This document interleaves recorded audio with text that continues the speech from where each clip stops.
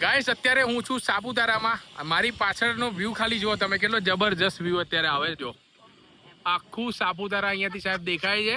એક બાજુ જબરજસ્ત વ્યૂ છે અને આ વ્યૂમાં બને છે ભાઈ મેગી. પાણી ગરમ થઈ ગયું છે? પાણી થઈ ગયું. અને મેગી લઈને આયા કે નહીં? હારો મેગી લાયા.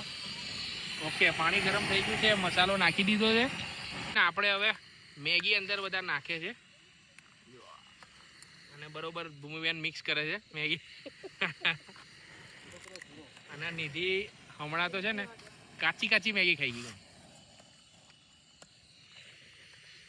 હારો બી કાચી ખાય. કાચી મેગી કેવી લાગે? સરસ, પાપડ જેવી. તો ફાઇનલી ગાઈસ આપણી મેગી થઈ ગઈ છે રેડી. કેટલા રૂપિયા? 50 રૂપિયા. 50 રૂપિયામાં એક ડીશ.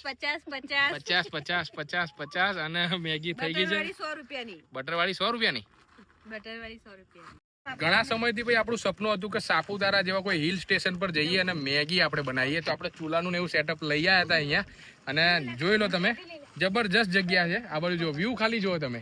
આટલા સરસ વ્યૂમાં ભાઈ આપણે ફાઇનલી ભાઈ એન્જોય કરી રહ્યા છીએ મેગી.